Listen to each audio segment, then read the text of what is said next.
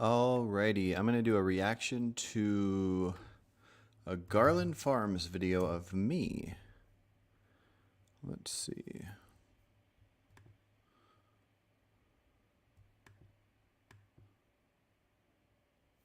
Okay, Garland.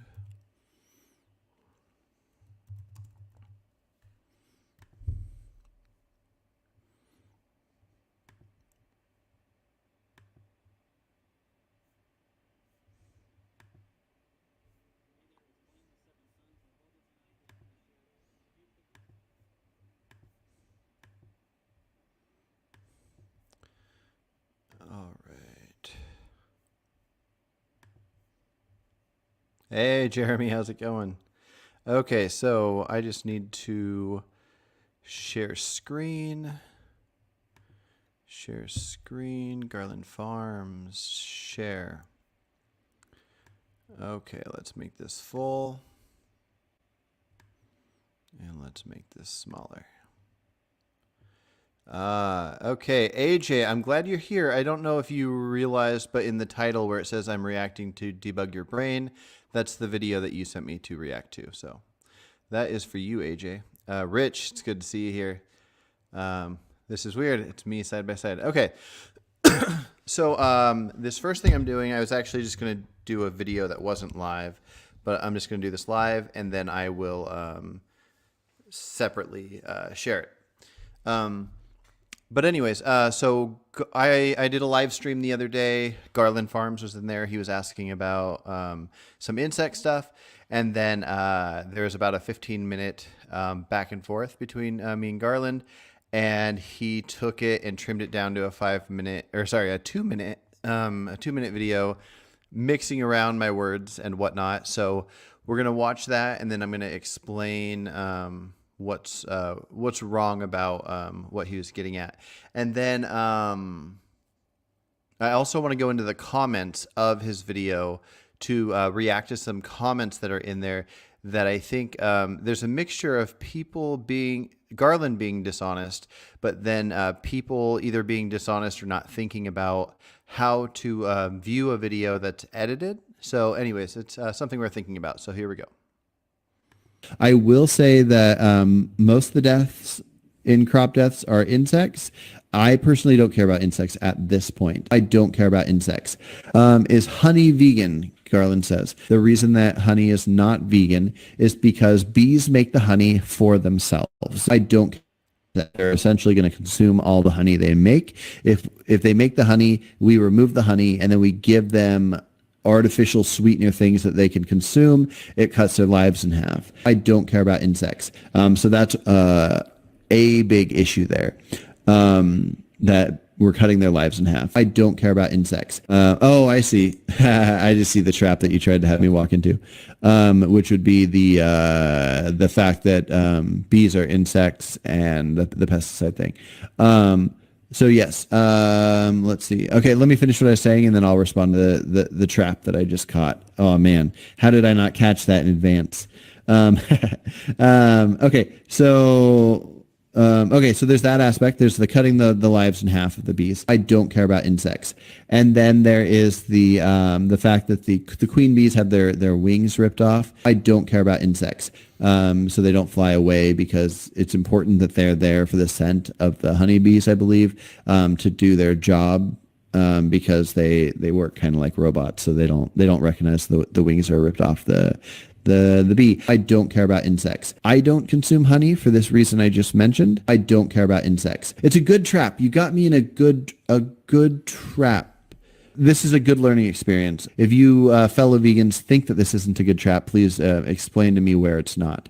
But no, this is a good point. Garland makes a really good point here, that if you're not going to care about the insects that we're spraying pesticides on our food for, then why do we care about the bees, honey? That's good. Garland got me in a good trap. I like it.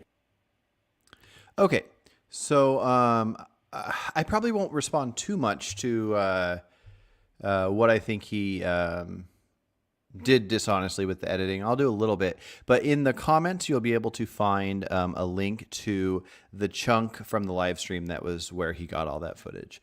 But yeah, so essentially within that conversation, I was talking about how even though I personally eat organic because I care more about my health than I do about most other things, I eat organic food, which the concern a lot of vegans have for eating organic food is that manure is used to grow the food. Now, I don't know if they don't use manure specifically in food grown with pesticides. But let's just assume that's the case. Some vegans will only eat non-organic stuff because they don't want to use the manure stuff, but they don't care about the pesticides. And so, anyways, so I was pointing out that I eat organic food, so I don't even eat the food that the pesticides are used for to kill the pest. And then separately, also for the same reasons most vegans don't eat honey, I don't eat honey. Sorry, I just lost track of what I was saying. Oh yeah, and so the thing was, well, I mean, obviously, I only said that I don't care about insects once or twice, and it's looped, which is fine. It's a funny video, but I was saying, like, at this point, without doing a deep dive into the research, insects aren't at the top of my list. They're not. I don't care about insects. I'm not going to stop driving my car because cars kill insects. And then same thing with, even though I do think we should look into various things of how other animals are affected by crops, the insect death itself isn't a huge concern of mine at this point. Obviously, if it was to a level where it was affecting the ecosystem, I'd care. As soon as I do the research and discover what level of sentience they have, I might care. But I imagine somebody could punch a cow in the face or step on a grasshopper and kill it. I would assume the more moral thing to do would be to step on the grasshopper and kill it than to punch the cow in the face. And this is based on random assumed sentient levels. How much suffering can one thing feel? How much, what kind of a life something's going to have. But again, this is tough. This is actually one of the main type of conversations I want to have with some fellow vegans, where we talk about why would we view a cow over a rat and a rat over an ant, and look over the studies, look over what findings lead us to care more about one thing than another. And anyway, so this was kind of my point in there. Now, I know some people that are vegan but also eat honey, and I don't think it's the end of the world. I think it's one of the least of the worries, especially depending on how it's done.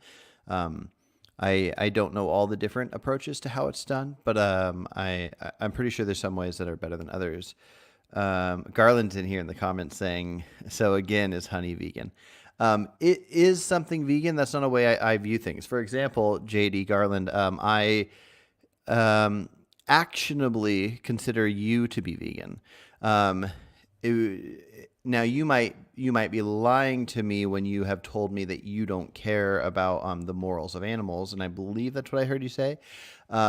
Therefore, from my definition, you only fit it on accident, but I don't know. So is vegan honey? I really don't even know what that means. I don't follow that kind of idea, because if doing something that can cause death to an animal or harm to an animal is not vegan, then this is why I don't like classifying people as vegan based off what they're doing. And so if somebody was vegan and they had rats chewing up their foundation of their house and they put poison out to kill the rats, I wouldn't judge them too harshly. I think there probably will be better approaches in the future, but I don't judge that too harshly. And if somebody grows their own food to survive and they put out some stuff that makes like slugs, either hopefully repels them, but if it kills them so they don't go and chew up the strawberries and the lettuce and whatever, I don't think of them as not vegan for this reason. And I don't have some silly idea of you can cause as much harm and death as you want as long as you're protecting your own stuff. I think we still need to look at those elements if there's more harm and death caused by growing food than by harming animals, or by like killing the animals to eat the animals, then I would say the more moral thing is to eat the animals. And then we'd have to look at the health aspect of it, which some people care about and some don't. But I would say it would be better to eat fruits and veggies that cause more harm to animals if it benefits our own health. But morally, that's not the right answer. That's just what I think. Okay, so Garland said I'm lying. I think he said that to me, anyways. I'm curious. Okay, so maybe I misunderstood you.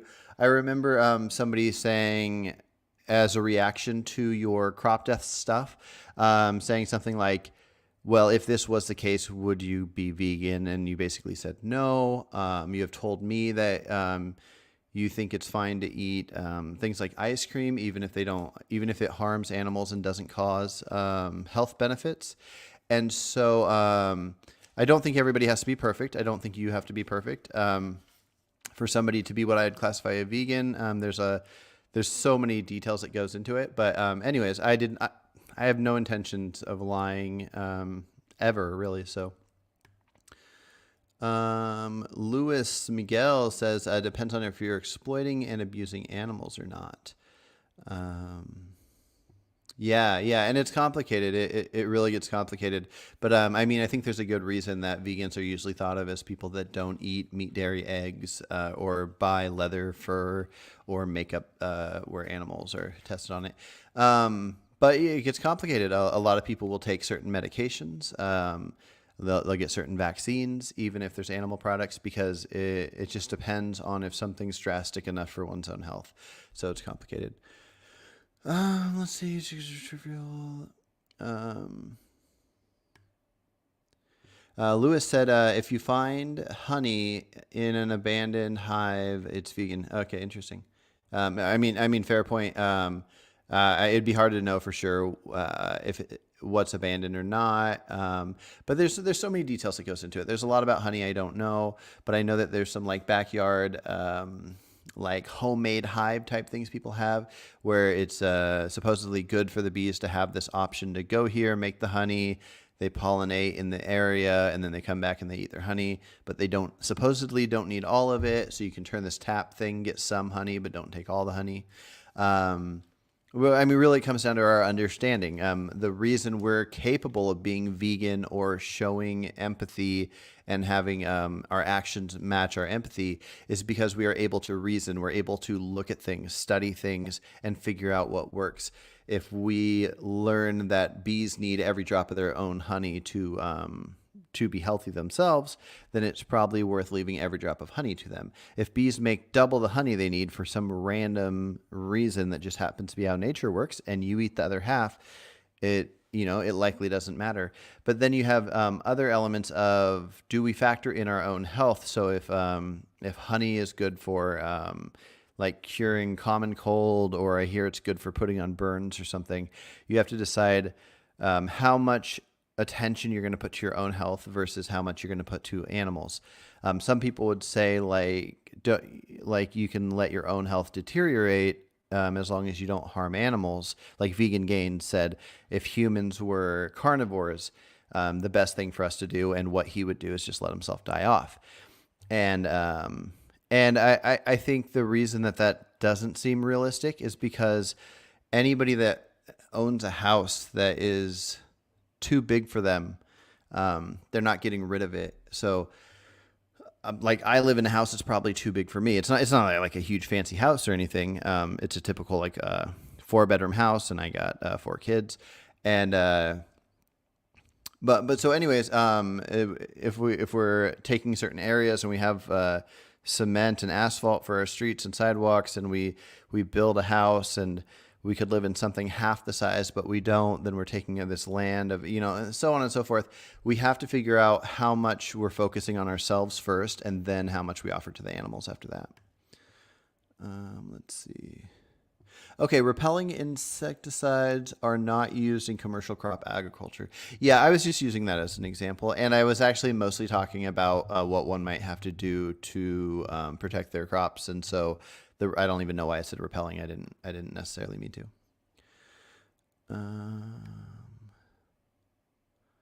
Interesting, Lewis and Turning Veganese might be debating an element of the vegan society definition. And I don't know exactly what part they're talking about. Garland said, I never said that. You're being dishonest. I will expose you on these claims. I mean, I don't know what that means, but I have no interest in being dishonest. If I misunderstood, I misunderstood. I think I don't know. I might still be waiting for an email from you on the possibility of the talk of me and you and Michael happening this Sunday. We can go over anything like that. Again, maybe I spoke out of turn, but anyways, my definition of veganism mostly just comes down to the moral extension of consideration to non-human animals, and therefore everything else is a spectrum and worth talking about. And so yeah, there's that. So I don't know how to answer a question like is honey vegan? I could say something's more or less vegan. Talking dietarily, if you're at a restaurant and you're wondering what the vegan food options are, again, it's complicated because a restaurant typically won't factor in something like the crop deaths that happen to get the carrots and the potatoes and whatnot. But you probably would factor in something like honey. So it becomes more and more complicated the more and more you look into it. But anyways, mostly the thing I was saying that you're saying I am dishonest about was trying to figure out the best way to answer your question about if honey was vegan. I meant no insult. Okay, Lewis said, turning veganese, are you exploiting or abusing animals? That if you eat honey directly from or abandon the hive. Oh, I see. Okay, yeah. So turning veganese, similar to a buddy of mine named David, views it as it doesn't matter if the animal left something behind or if the animal's dead or not. So roadkill to them is not vegan. Food in the dumpster that's going to rot, if it's from an animal, it's not vegan. Same thing with the honey here. So, Lewis, if you're still listening, that's what's going on. Turning veganese is one of those that says just don't have it whatsoever. If a chicken leaves an egg in the wild, it will never hatch, and you know for a fact the chicken's long gone and will never come back. He says don't eat the egg. I see reasons for both sides. I think it's definitely not a moral issue to consume something that you have not stolen from something or caused harm to. Stealing is actually kind of interesting because, anyways. Okay, let's see. Okay, turning veganese is saying how possible and practicable is it to not consume the honey? That doesn't matter if you don't view the honey as mattering because it's not for the bees anymore. They left it behind. AJ, I'd be curious to hear your thoughts on this. What if out in nature, so you have deer out in nature, you have rabbits out in nature. What if we stopped eating cows? I don't eat cows, but what if everybody stopped eating cows, but cows were able to live out in the forest just like deer, and cows, went around pooping everywhere? Would you say it's wrong for humans to take the cow manure that's out from nature where the cows are never going to use it again and bring it back to use as our fertilizer? I'd be curious to hear your thoughts on that. Okay, Garland Farm says reasonable vegan for the 8th time. Organic produce uses deadly pesticides. Okay, so I think I'm confused then. So I don't have a large understanding of agriculture. So fill me in, please. So if you have the organic option and you have the non-organic option, and you're saying both of them use deadly pesticides, what are you saying should be used? Are you saying people should only do carnivore? I'm just so confused. From any studies I've seen, that yes, there is a little crossover, and it's not because the organic food is sprayed. From my understanding, the crossover would be if something just like went in the air and the pesticides got on there. So when they test for pesticides, usually when you see the organic numbers compared to the non-organic, it's just like a crazy difference. It'll be something like On your average organic apple, there's like 3 pesticides are detected. On your average non-organic apple, like 289 pesticides were detected. So there's just some kind of a crossover with things moving in the air. If I'm wrong about that, then go ahead and explain to me. But then what is the counter? What are you, Garland Farms, what produce do you consume when you go to the store to get it? Now, you might grow it yourself, but if you weren't to grow it yourself, and if you do grow it yourself, are you saying that we should all come borrow your produce? I'm just so confused. Okay. Okay, so Garland Farm says when vegans are confronted with their intellectual inconsistencies, they'll try to deflect with some kind of hypothetical rationalization. I don't know what you're talking about. I mean, I love hypotheticals, but not based on inconsistencies. So yeah, I don't know what you're talking about. I'm curious about this Lewis and AJ situation, so I'm going to go through these. The possible and practical part is applied. Okay, no, that's what I figured. I agree with Lewis here. Animals and their secretions are not for human consumption. You don't get to decide that. Vegan Pundit, you're agreeing? No way. Rich, you're agreeing that if you stumble upon honey that somehow you could magically know no bees were ever going to come back for, that it would be non-vegan to consume it? That's silly. No offense. I love you. That's silly, though. Okay. Garland Farms, reasonable vegan for the 9th time. Organic produce is grown commercially with deadly pesticides. Sure. It's kind of like, so free-range eggs, some of them are probably not much different than non-free range eggs, where some, if you look into the detail of how many chickens there are for a certain amount of space, then you would consider them like actually somewhat leaning towards the ethical side. So yeah, sure. I'm sure organic produce makers, they have their limitations, but they also have things they can get away with. And it's all based on specifics. But what are you recommending? I'm curious. I don't know if you're recommending anything, but what are you recommending?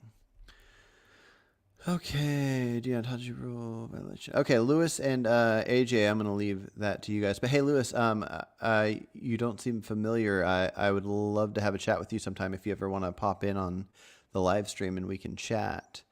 Okay. Reasonable Vegan, do I have to make a video featuring your willful ignorance about the fact that commercial organic crops have deadly pesticides? I don't know if you're not seeing the comments I'm saying to you or if these are just so far back. You can make whatever video you want, preferably if you actually care about these things and you really believe you have information for it, which I believe you do. You probably know a lot more than me about a lot of these details.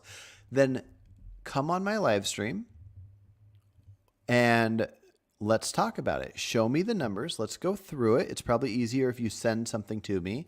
I can read it, and then together we'll look at it and we'll go, yes, okay, this is the thing. And I can know the thing. My hope is that things can be the best they can be. So if organic farms are allowed to get away with a certain thing, then I would want to share that information as far and wide as possible in the hopes that our politicians will make it so they can't do that anymore and they'll have to, the regulations will be stricter for what makes something organic, similar with something that's free range. If you have this wide range of what you're able to do to make something free range, I would like to shorten that ability to cause less harm. But I'd have to see the information, and then I would personally share the information. You can show me what you think is important information, and it sounds like if you're right and I agree with you, I will show it with all kinds of people. Garland, let's see, Gigi, hello Gigi, says Garland doesn't organic try to stop the greater number of pests for. Oh, there we go. Doesn't organic try to stop the greater number for pests from breeding? Interesting. Yeah, I don't know much about that. I'm curious to see what he says.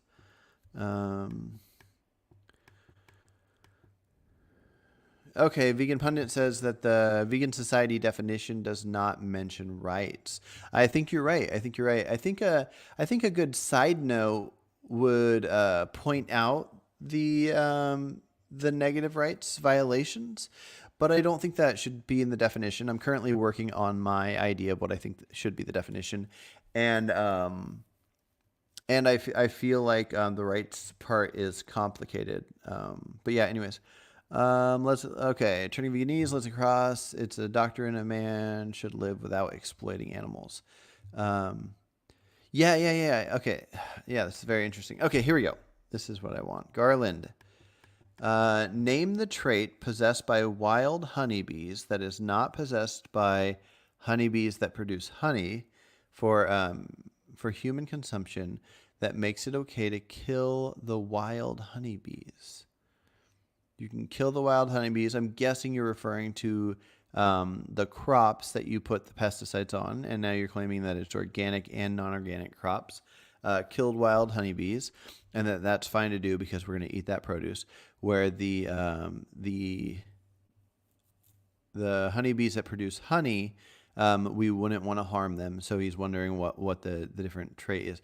Well, obviously there can't be a different trait. I mean, depending on wild versus not wild, but it seems like there would be zero trait. The slightly different things, which again, I don't know why you're talking to me about this, because clearly I don't take the same stance as some others. I don't think it's good to use pesticides. Now, if we need pesticides to keep humans alive, I care more about humans than I care about animals. So we got to do what we got to do. But I don't want pesticides in my body unless I find out there's certain pesticides that are perfectly fine to be in my body. But the difference I could see here would be depending on what's needed. If we're going to get a decent amount of food in our bodies and food that is known to be healthy for humans versus something like a sweetener. Now, there are supposedly some benefits to certain types of honey. Now, one problem is you got to be careful. Now, I'm not a nutritionist or anything, but if you put organic, local, fresh honey, a spoonful in your tea or something, the heat kills off all the properties that are good for you. So you want to be careful that you're doing it right if you're doing honey, as far as if you're trying to get the health benefits. But yeah, so harming bees to get a sweetener seems kind of silly to me, especially if you're going to remove all the health benefits and you're not using it for health benefits.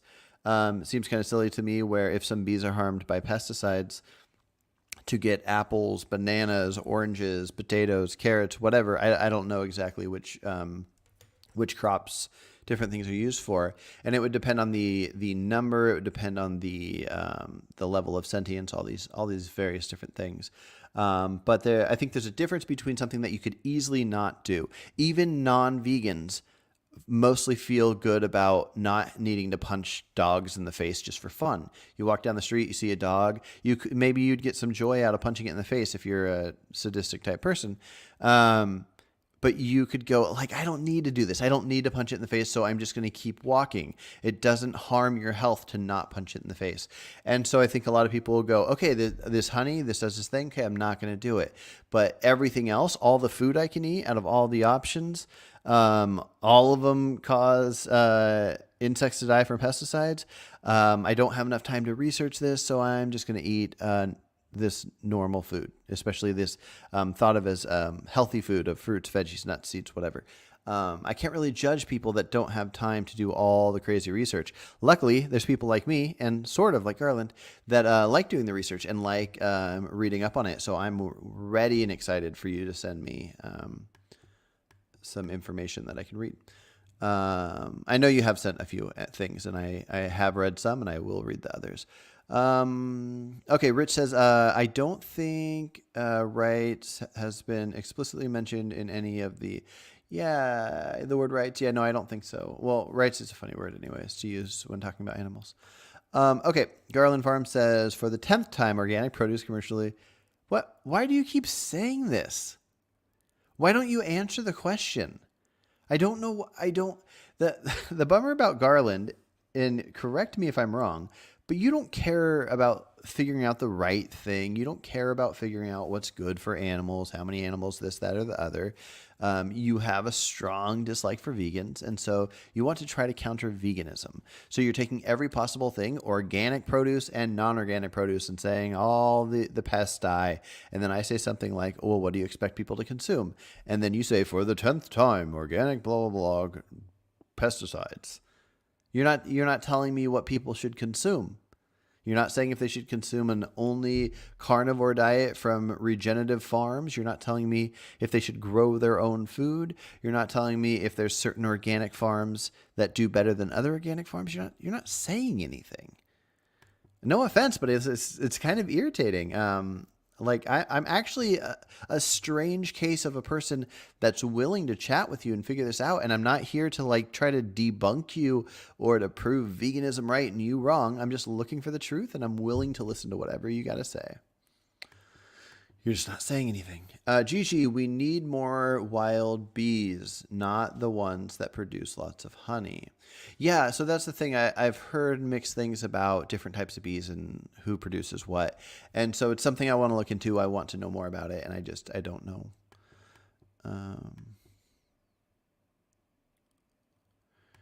Let's see. Okay, there we go. Garland says, what else should be used? Figure it out, but stop misrepresenting the truth. What are you talking about? What are you talking about?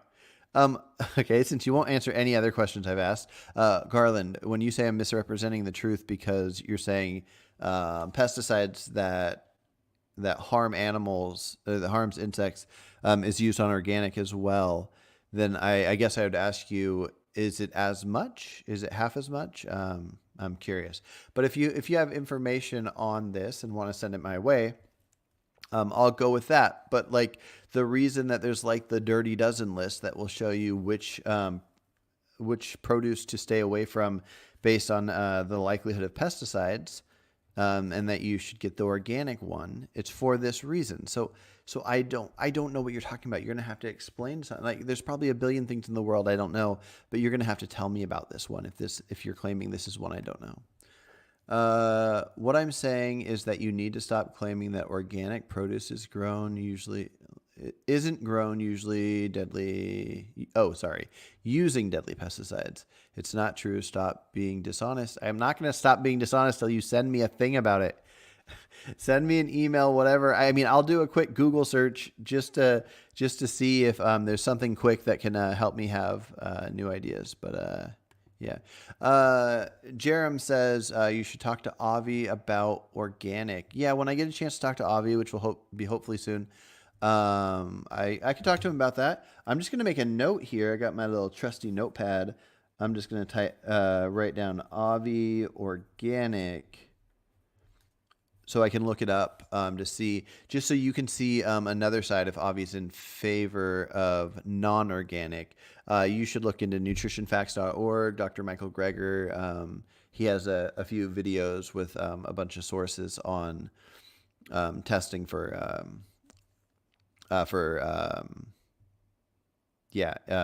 pesticides that would be on non-organic food and whatnot. Okay. Although he does say that it's better to eat non-organic than to eat other unhealthy things like processed foods and whatnot, but that it's better to eat organic when you can, just as far as the health side goes. But I mean, new studies might show new things all the time. Okay, here we go. Garland says, what I am recommending, I recommend that, damn it, that you stop claiming that organic produce. I can't believe like you're not even face to face right now. You have no obligations, but you're stuck. You have no ability to answer this question. And you could even make something up. You could even lie if you want to make yourself look better and just say, full carnivore is the only way. But obviously you wouldn't want to say that, because then there would be that lie, because I'm guessing you don't think that. I think I got you. Not that it mattered. I don't need to get people. I'm not here to get people. I am kind of irritated that you won't answer the question. Yeah. I'm wondering if you'll ever answer something like this type of question ever. It's interesting. All right. Rich, I want to talk with you in the future about this right situation. Other than that, I am scrolling down. Gigi, honey isn't vegan. Yeah, that's a fair enough statement. But if you are vegan outside of honey and you consume honey, you are A-okay in my book compared to most people. Okay, Garland says, reasonable vegan, you said you would help me compile a crop deaths number, and you're not doing that. Help me compile the crop deaths numbers. What are you talking about? I mean, I want to talk with you. I want to see studies that you have on the topic, and I'm perfectly fine with doing my own research too. I mean, I have things that I'm constantly. I'm in the middle of reading 3 books right now. I'm constantly reading articles and looking into various different things, making my own videos, responding to things. I'm mostly into the philosophical side of things, so I'm constantly having conversations on personal opinions with morals and such, and so. So yeah, I don't have time to do all the things in the world, but yes, I'm interested in it, and I know it's a big topic for you, and I don't even mind sharing the information for you, like helping it reach other people as well, helping it reach vegans. If you have some information, I will help you compile this thing. I don't remember stating this. I do want to have conversation with you. I want to have you on my live stream or me on your live stream or however you want to do it. I think there's a new setup for StreamYard where it can be on both people's live stream at the same time. We can try to figure that out. But we should talk about it. And hopefully you'll be able to answer the question I asked you, just because I'm curious. I guess it, in a sense, doesn't matter, but I'd be curious. Lewis said, I know AJ and been a vegan activist for 6 years. We could talk someday. Oh, cool. Okay, I didn't know you knew him. It makes sense. Like when I talk to AJ, we disagree on a large amount of things with veganism, and I guess it would come across somewhat like you and he did. And yeah, YouTube is being YouTube. I don't know what that's referring to, but I might have missed some of your guys' comments. Turning Viennese says Garland is such a man baby. Let's see. Skip it. Okay, Jeremy says gluten-free. Gluten-free? Garland Farms probably is GF. Garland Farms is trying to mine memeable responses from vegans. That's it. Acting like a flesh industry intern who's not allowed to do otherwise. Okay, yeah. I mean, yeah. Reasonable vegan. The rodenticide used in organic produce is, and there's the name of it, causes a life-threatening high calcium and phosphorus level in the body, resulting in severe acute kidney failure. Interesting. Okay, so the rodenticide that's put out to kill the rodents, what you're saying is that there are chemicals in there in organic produce. Okay, there's chemicals in there. And is this rodenticide put on the produce, or is it near the produce? And then you're saying like some of the rodents will get the rodenticide and then they'll get on the produce, so some of it like goes into it. Jeremy, oh, whoops. I accidentally put Jeremy's comment up here, which is totally fine, but I just didn't mean to. I was getting something off my screen. Is asking if the thing you're talking about is vitamin D. Garland Farms, do vegan farmers use these rodenticides or something else? I don't think there are many vegan farmers, but it's a cool idea, and if it works out, I'm all on board.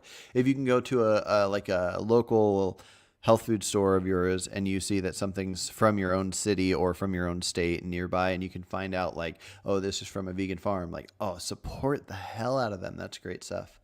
I haven't come across that myself, but I live in Salem, which is near Portland, so I wouldn't be surprised if there was some of that. Okay. Let's see. Okay, Garland says to Jeremy, yeah, active D3 causes a life-threatening high calcium and phosphorus levels in the body, resulting in severe kidney failure. I guess that's preferred because it's much safer than accidental human consumption than the other poison. Okay, let's see. Turning Viennese says Garland is a huge troll. Don't feed him. No, I know what you mean in a sense. I think people feed into trolls too much. I don't. I mean, I'm sure there's some level of Garland that is a troll, And but I mean, people have called me a troll, thinking that I'm not really vegan or something. And so, anyways, I see enough that I value in Garland. I am totally willing to talk to him and have conversations. I wish he would answer simple questions, or at least not loaded questions, better than is happening right now. But anyways, let's see. Vegan Pundit says perspective philosophy has a video with vegan where they do some math in regards to insect deaths per acre. Okay, yeah, I'll check that out. Uh-oh. I went too far. Yeah, farms operated by vegans, less death. Yeah. Jeremy, okay. Reasonable vegan. Wow, you're almost caught up to the real time. If you're referring to comments, then yes, pretty soon you'll be responding to our future comments. That's funny. Okay. Oh, I was just about to go grab the video I'm going to react to, but Garland popped in here. One of the organic pesticides is neem, which kills insects by covering their bodies in oil that blocks their breathing. Interesting. I didn't know that. I've actually used neem before because I had heard that it's one that doesn't kill any animals. So I want to look into this. Okay, but is the neem harmful to humans? I mean, not that like there's like if you had let's say a bunch of different options of apples, and one the pesticides killed the pest and they put pesticides in the apple, and then you had another one where there's pesticides that kills the pest, but no pesticides are in the apple, so it doesn't hurt humans. And then you have one where there's no pesticides at all. Like obviously I'd go for the no pesticides at all because I don't want to kill the insects and I don't want it in my body. But then out of the other two, like I obviously care more about like what I'm putting in my body. We can't make the world perfect, but what we can do is attempt to have good lives while we're here and try not to harm others while we have those good lives. So that's kind of part of my thought on that. So I want to look through, before I do the reaction to Debug Your Brain, I want to look through the comments here on Garland's video of me. Let's see if I can do this.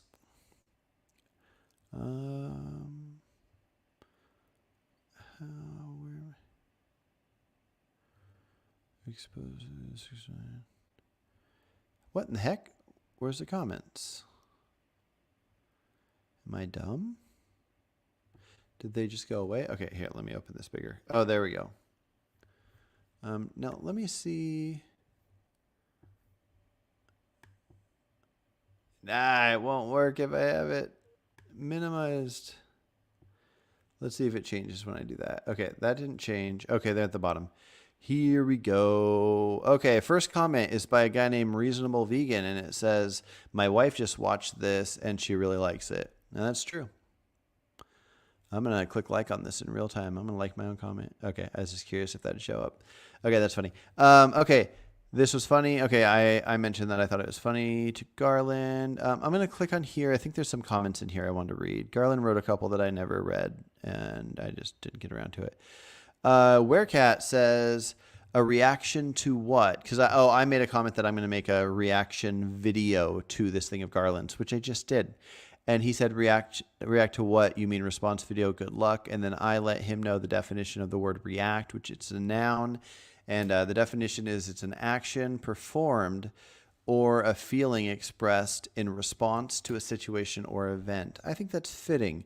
I don't know the terms that the kids are using these days, though. Okay. Somebody said about me, about this Garland video, imagine taking yourself this serious, yet having never thought of these obvious things. Again, because of the way Garland put the video together, it sounds like I haven't thought of some of these things. So anyways, that's silly. I'm still amazed how many myths. Bees will kill and replace queens that have something wrong with them. Clipping their wings does exactly that. so it isn't common practice anymore. And the main reason they did this in the past was to tell old queens apart from younger ones. Okay. I'm not going to finish reading that, but this is a good point. There's a lot of things. Oh, that person actually has a bee in their profile picture. They must know a lot about bees. This is something I think we vegans need to think about.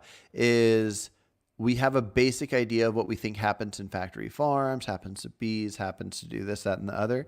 And I think sometimes we forget to do a lot of research and make sure we fully know the right things. If we constantly go around talking about clipping the wings of bees, and that's like something that used to be a practice but hasn't been for like 10 years, then not only are we sort of lying, but we're not working on the problem that needs to be solved, and so on and so forth. So we need to have the exact reasons for why we're doing what we're doing. Now, there's nothing wrong with doing an action because you're aware of some idea and you might be wrong. There's nothing wrong with not consuming honey, and part of your reasoning is because of queen bee having their wings clipped off, and then it turns out that that's not the case. None of this honey you could have been eating involved that. All you're doing is not doing a thing because maybe the certain thing happened. But if you're spreading the information, I don't think you should not spread ideas until you know every little detail. But as often as you can, look into stuff. And if people counter it, accept their counters. If somebody on the street had this information this person had, and they're like, why don't you eat honey? And then you say a couple things and they go, none of that's true. Don't be like, no, you're wrong. Just say, oh, well, if what... This is a thing called like if statements, where you can say, if you're discussing something with somebody, you can say, well, if this is the case, then I think we should do this. What do you think? And they'd say, well, yeah, it's not the case, but if it was the case, then we should do this. And then you can say, if you're right, if what is the case is this thing you're saying, then this is how I feel. And you could feel less bad about the honey situation. You could feel like honey's totally fine. I don't know, whatever the case is. But anybody can talk about anything with if statements. With if statements, it becomes sort of like a hypothetical, which a lot of people aren't into, but those people should knock it off because they're silly and hypotheticals are great. Okay, let's see. I don't like drinking coffee past like noon, but I love the taste of coffee. So I filled this up with mostly water, and then I put a little splash of coffee so it all tastes like coffee, because I think coffee is kind of like gasoline, where it like smells bad, but it's kind of like it's nice to smell. Like I like the taste of coffee because it's really bad. Anyways, let's see. Jason, I don't need to read people's names on Garland's thing. Plus, you guys can read it. Says, the editing is so good. I'll give him credit. He admitted a trap. Okay, gotcha. Yeah, that's a thing that I think more people should do. They should accept what's right and not just try to win things. This guy thought he could outfox the trap. Little did he realize, no, okay. Something I never thought of. I will share this with my vegan friends. And then I think I said something to him. Oh, my comment disappeared. Interesting. I'm trying to remember exactly.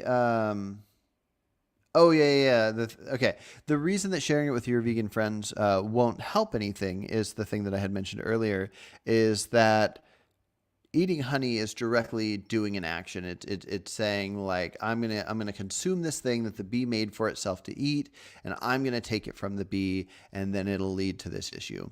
Where similarly, insects will die from pesticides, but you need to consume something. I don't know what that something will be. It could be rice, it could be wheat, it could be oats, it could be apples, bananas, it could be broccoli, onions, whatever. But if all of those things involve pesticides, and then eating animals involves animals, and then eating honey, all these different things, then if every single one involves something bad, then what you got to do is what you need to do to cause the least harm, to gain the most health, and to not be doing something unnecessary. I think most vegans just view honey as unnecessary considering what it does. And so anyways, yeah. Somebody said you could describe it as a honey trap. That was my favorite comment on there. Bees are proud of their honey and only glad to share. That's a silly statement. Common sense is now a trap. Interesting. Well, the video is edited funny. The trap was setting up this thing that I answered and then setting up a new thing where my answer would make me look silly because whatever. Yeah. So that's why it's a trap. It's a trap. I want it to be a trap. Well, only because I know it's a trap. We should ask him to name the trait. I don't know. Name the trait about what? Oh, I see the bee versus the other bee. Why care about insects? It's not like they're an essential part of the food chain. Yeah, that's the thing. I'm not saying I don't care about insects. Like insects don't matter. Let's kill them all off. I'm just saying, like, when it comes down to things that I'm going to act upon and what I want to do in the world and what I care about, and if I focus on various different topics like abortion and circumcision and legalizing drugs and animal welfare and all these different things, I got to figure out what I'm able to care about, what I'm able to research. And so anyways, that was kind of the point there. Okay. Last one I'm going to read here. Jesse McCoy said, I really thought he was reasonable, especially when I debated him. Guess I was wrong. This is the main comment I want to look at here, actually. Oh, wait, actually, no. Jason John Swartz is here. Light bulb, bees are insects, LOL. Jason, I believe I'm going to be chatting with on my live stream soon, and I'm actually going to be doing a reaction video to one of his videos. But anyway, so the Jesse one, he says, I thought he was reasonable, but I guess I was wrong. This is something nobody should ever do, whether it's about a vegan or an anti-vegan or any topic. You see a video somebody puts together where they edit a bunch of random clips of something. I mean, I can take Garland footage and have Garland say something like, I will always only be vegan. So Garland edited a bunch of silly things together. There's nothing in there that wasn't reasonable. And the closest thing to that you could even say to that would be that it was unreasonable to reasonably say I agree with Garland. I agreed with a lot of Garland on that. Like I thought Garland made a good point, and that was kind of so aside from pointing out all the different things I pointed out, which were truthful and accurate, the only other element was that I thought Garland made a good point, and I think that's something vegans should think about. So I'm not sure exactly what you thought I was reasonable about that I'm not reasonable about, because even in Garland's clip, I wasn't making any comments about how you should do this one thing and not this other thing. That never happened. So okay, so now you know what I'm going to do? Okay, let me go. I'm going to react to Debug Your Brain, a video that AJ sent me. AJ, who is turning veganese. Okay.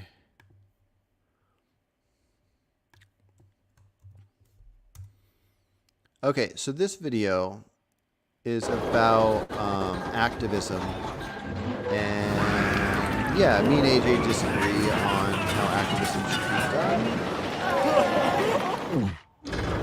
done.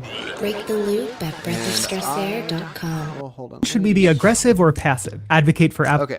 I do want to point out before I get started on this, which I might go through and read some comments real quick. Well, let me do that first. Okay. Elliot Davies is here. Nice to see you. Okay. Let me scroll up. I see RC is in here. There's Elliot. How far? Okay, here we go. One of the organic pesticides, neem. Okay. But does neem harm humans? Veganism is about reducing harm and death. Oh, true. Yes, veganism is about animals, non-human animals. But in my mind, and I don't know about other vegans, I care more about humans than other animals. I'd save a human over an animal in a burning building. I care about my own health and my family's health. Obviously different things would outweigh different things. I wouldn't kill 1,000 cows to gain a 0.001% health or something.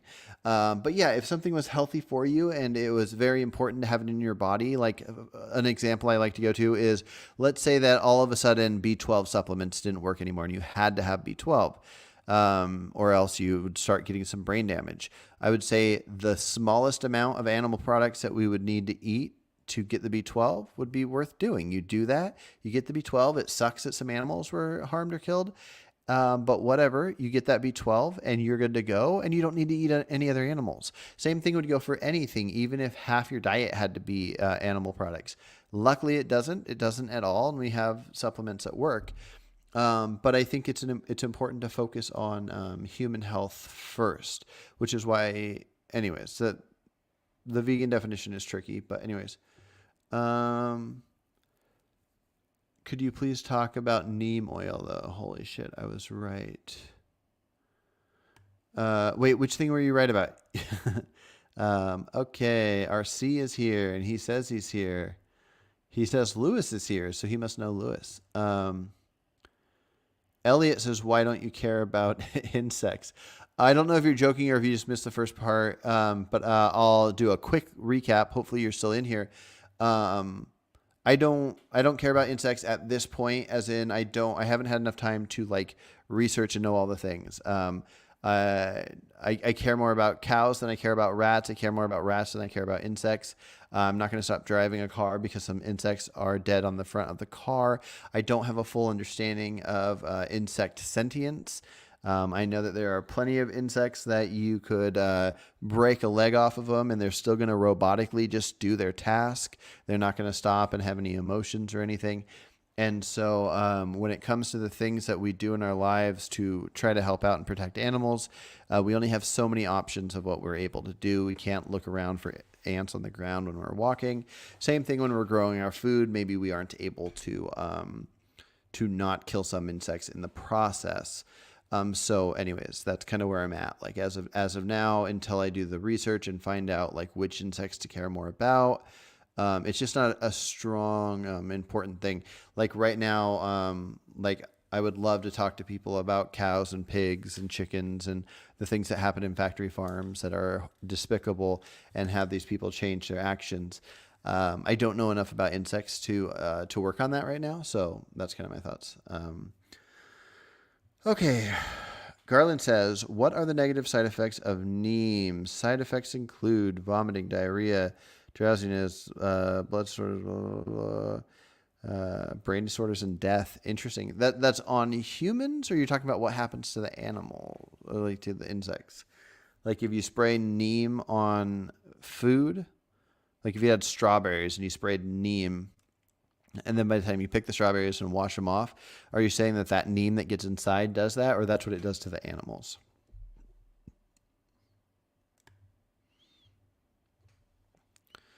Okay, why is nobody talking about the other side? Trade off the extremely minor value of honey in societies, not worth the pure caloric deficit. Interesting. Okay.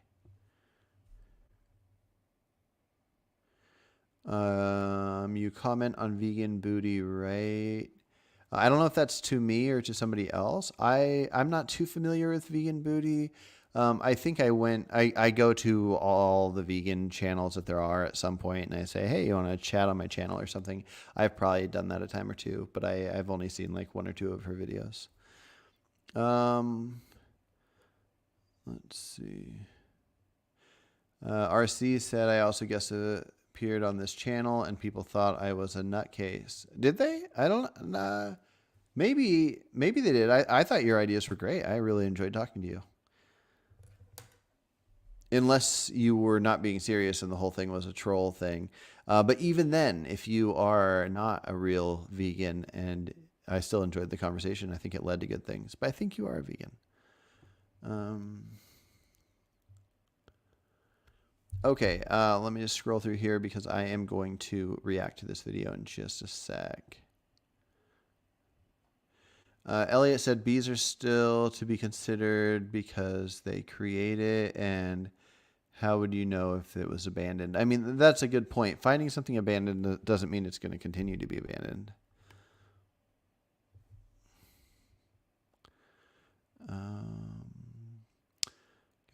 Okay, I'm curious. Lewis said to Elliot, you are just rejecting the hypothetical. Oh, okay.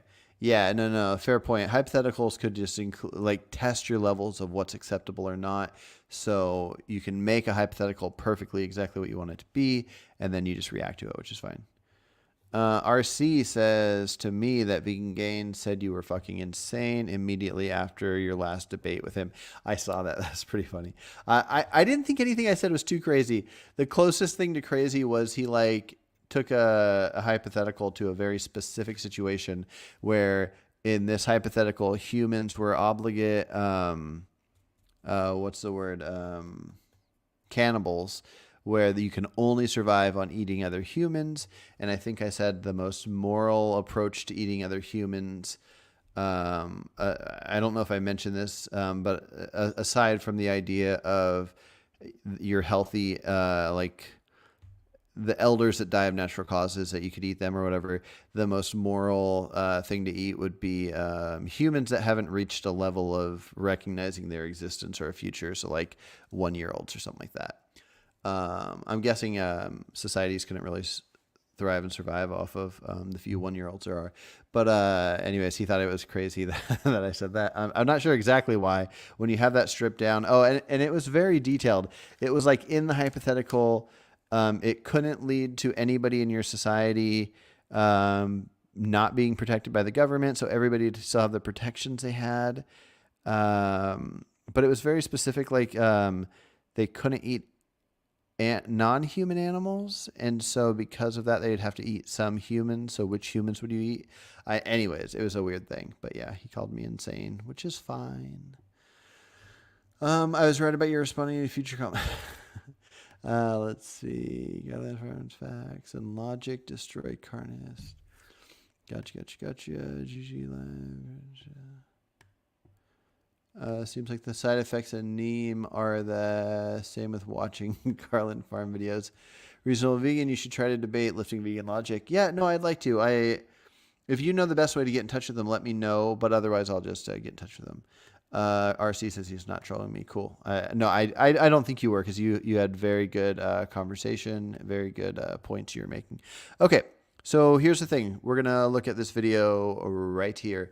This is Debug Your Brain, and I love Debug Your Brain. I love all his stuff, and I got a call coming in. I was trying to turn that off. I love all his stuff. It's great. Even this video I think is pretty darn great. But there's a few things I disagree with him on. And anyways, we're going to look over this and we're going to see if I disagree. Abolition or welfarism? Should we champion big specific asks or smaller attainable ones like Meatless Mondays? These are some of the questions Casey Taft seeks to answer in his book on vegan advocacy. But who is Casey Taft and why should you care? Well, beyond being a psychiatry professor at Boston University, he's developed the only effective domestic violence prevention program for military populations. And he did so using peer-reviewed randomized controlled trials, basically the gold standard of scientific research. But what does domestic violence have to do with veganism? Taft writes this: I've seen thousands of violent, angry patients who come to me with no intention of changing and who resent me for even suggesting that their behavior is problematic. Most are court-ordered to see me, so they're not asking for help. They engage in many of the same types of justifications that we vegan advocates encounter when interacting with non-vegans: minimization of the impacts of the violence, refusal to take personal responsibility, and extreme hostility that often results from the guilt and shame over one's actions. So based on his years of hands-on and research experience, what does he suggest? While some people have argued to just be as vegan as possible, part of being a vegan ally is to really be as vegan as possible. This is the only rational ask. Or do your best, or do Meatless Mondays, Taft remains unconvinced. As he points out, one of the first things that any clinical psychologist will discuss with a new client is long-term goal setting. A therapist would never set a long-term goal of ending only some violence. And in fact, there's already a widely studied and empirically supported theory known as goal-setting theory, which posits the opposite. Asking someone to do their best leads to less behavior change, while specific and difficult goals lead to greater behavior change. So given this research and our end goal, it seems rational to put forth a clear, specific ask at both the personal level, veganism, and the societal level, abolition. And one more thing to add here is that to ask for less when it's not really what you want or what you believe in is to be fundamentally dishonest with your conversation partner. If we want... Okay, so that's funny. She's there for different reasons than one might think if they are seeing this still. Oh, I just forgot what I was going to say. Yeah, no, you definitely don't want to be dishonest. I don't think you should say, oh, the overall goal is to do Meatless Mondays. You do that, you're good, and try to get everybody to do that. No, if everybody did Meatless Mondays, that would be great. but that wouldn't be the full goal. You wouldn't stop at saying that that's the full goal. You might talk to somebody and be like, hey, this is happening to animals, and what do you think? It's pretty immoral. Do you think you could stop? And then they'd go, yeah, it's pretty bad, but I don't think I can stop. I think I'm going to keep doing this. And then you go, okay, you can talk to them for a little while, and then if they don't agree to do it, then you could say, all right, well, what if you just cut back and, maybe eat half as much, and then you're causing half as much harm or whatever. And then they might go like, oh, okay, yeah, maybe I can do it. So yeah, you don't have to be dishonest. You just, like me, I hate the idea of being dishonest. When I talk to people in my videos, when I talk to people that aren't vegan, I never say like, this is like what you're doing is totally fine and you should keep doing this forever. I'll say it's great compared to what you were doing. I'm proud of you for achieving it. Some people will be like 95% vegan, or they'll completely cut out all dairy products or something, or do a meatless Monday thing, like type thing. And I'll say, yeah, no, it's great what you're doing, but it's not being dishonest. It's not lying to them. The other issue I have here, and this is the type of thing that you can't fully study.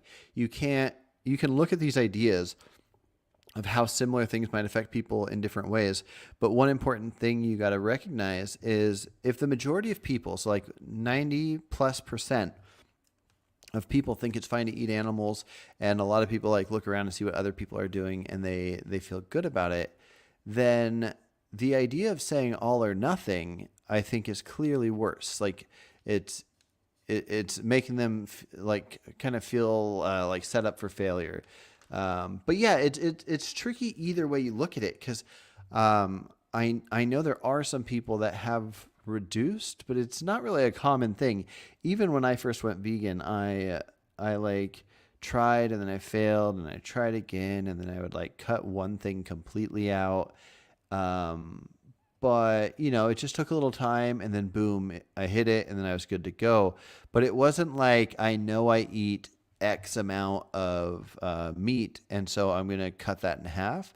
So I don't know if reducing itself is normal for people, like to actually accept and do. As far as a philosophical conversation, I think it's definitely reasonable. You're talking to somebody that agrees that something's immoral and not the best thing to do, but they don't feel like they can stop. They feel like they're too addicted to it. They feel like, they don't want to not go out to eat with their family, and some places they go don't have vegan options or something. I don't, some people might be a little nervous about their health because some things that they've heard. So yeah, I just, I can't imagine, and I'm not convinced of it by anything in this video, that somebody that says, oh, I think this is wrong, this is immoral to do, but I don't know if I can do it, that telling that person, you must do it, all or nothing, if you don't do it, you're an abuser, have a good day. That's just, I'm going to have to be shown something to really accept that would be a better choice. On authentic interactions and authentic relationships, they can't be built on half-truths regarding our philosophy and values. Now, what about aggressive versus passive? Well, hold on. Okay, I just want to comment a little further on that. The half-truths, I mean, we kind of do that with most things. I'm trying to think of examples with more, but basically anything involving morals, like explaining that one thing is better than another. Like if somebody punched somebody, like if your kid goes to school and gets in a fight with somebody and punches somebody that was like his bully or something, versus taking a knife to school and stabbing the bully, you would view the stabbing as worse than the punching, knowing that your kid did this thing to a person. Now, you might not feel the same with the bully element, but let's remove the bully part. Let's just say your kid goes and like punches somebody for practically no reason, or stabs somebody for no reason. You're going to think worse of this one thing. So it's not like half truths. It's just recognizing that something can be better than another thing. Militant versus pick-me. Well, the truth is, this is just a false dichotomy, because there's a third option. Aggressive and passive approaches each suffer from their own failings. Aggressive approaches that are hostile or attack the person, tend to put people on the defensive and may induce a classic shame response. Okay, so this is what I want to point out, especially to Turning Veganese, AJ. he likes this video. I'm reacting to this video because of him, but this video right now is talking about you. It's talking about what you want and what you recommend. This idea of, I don't care if a non-vegan won't go vegan because he didn't like my approach. He's a horrible person, and therefore, like, it's not my fault that he won't do it because whatever. This is that thing. Do you think you know better than me? As Taft writes, feelings of shame can prevent one from truly taking a personal inventory and thinking about how their behavior may be harming others. When one is shamed, they will be more likely to irrationally defend themselves and lash back. Oh, this is completely true. And it doesn't matter which side you're on, if you're good or bad or whatever, vegan, not vegan.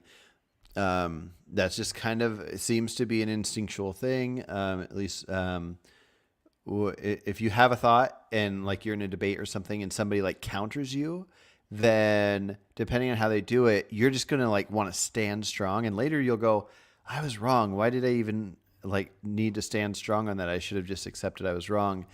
And it's because like when you get antagonized like that, you feel like you want to win this thing or whatever. And so if you go tell meat eaters that they're abusers and all these horrible things, they're just going to shut that out so quick. They're going to think that you're dumb, vegans are dumb, and push all these things aside. Now, I don't know the exact right answer, so it's hard for me to call something completely not the right answer, but it seems pretty clear to me that this kind of thing is not the right answer. Out. Passive approaches, on the other hand, just don't communicate a clear vegan message. They attempt to spare people any sort of discomfort, and as a consequence, they aren't useful for actually resolving an issue. Okay, so that's a claim being made, but I just don't think that's accurate. Now, it might be accurate in a lot of cases. It might be accurate in most cases. Most people don't like to change. People change slowly over time as they witness people around them changing. So if you just have casual conversations with people and you're talking about like animal stuff and you try to not, you're just trying to, slip in little bits of information knowing that you don't want to be pissing people off too much. Then some of it might go through, some of it might not, but eventually it might. But you don't have the element of somebody going, oh, one of these crazy vegans that thinks these crazy things. You have like, oh, my friend's vegan and he's super nice and I get what he's saying with this and this, I'm not switching over, but and yeah, who knows? But I definitely don't think it's safe to say that this has no place and does not have a good outcome. This concept of unhealthy and unproductive communication styles is also explored in the book Crucial Conversations, with the handy mnemonic, silence and violence. And yes, I also recommend this book for vegan advocates and anyone looking to get better at difficult conversations. So what's the third choice? An assertive approach. If there were Debug Your Brain, by the way, is one of the greatest vegan channels out there. You should go subscribe to it. The thing he just described, he's so good at it.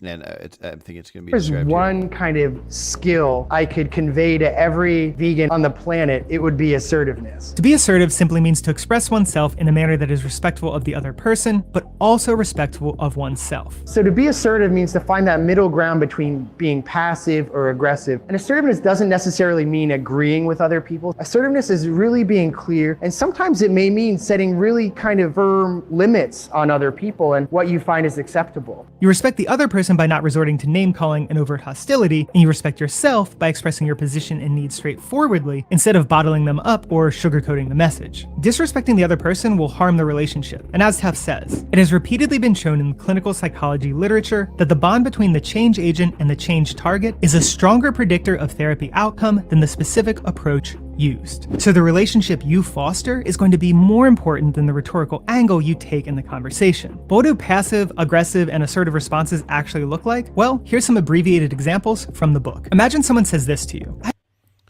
have a lot of respect for vegans. I could never do it though. I just love cheese too much. A passive response would look like this. Well, veganism isn't for everyone. While an aggressive response might look like this. Did you know that mother cows are raped and baby cows are killed for your precious cheese?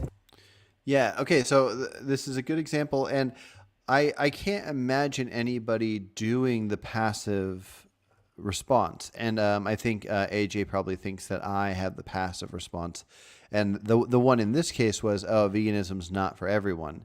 And if you're wanting to promote veganism, if you're wanting to share this idea, have conversations with people about this thing that you think is a moral issue, then it can't be that simple, as veganism's not for everyone.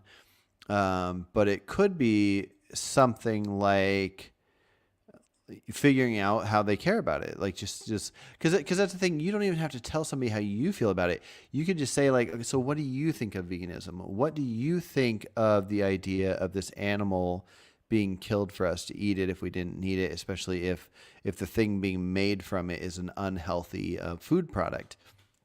And then you can just get their ideas. You can almost get them to share with you their dislike for it, not in a tricky way or anything, but just like kind of like they're saying here, like people don't want you to be aggressive at them, but if you bring up the topic and you let them talk about it, they're either going to recognize that there's something very wrong with harming and killing animals, and they will share that themselves, or they'll say something to try to get out of it, and then you could point out that they're not being truthful right there. And again, have a nice, calm conversation.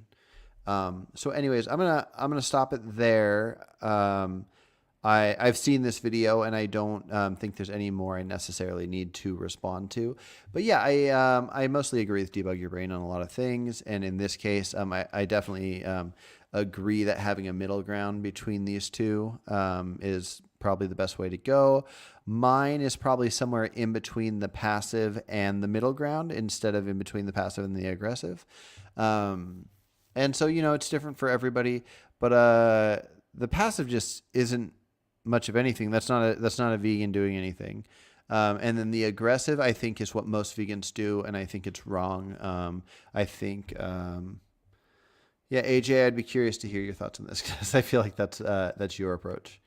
No offense, I just feel like that is. Okay, backtracking to some of these comments, Garland says, another organic insecticide, rotin something, works by interfering with the electron transport chain within complex. Okay. Rain washes it into rivers where it kills fish. Gotcha. Yeah, no, I that doesn't sound good. I don't think we should spray something somewhere that kills fish.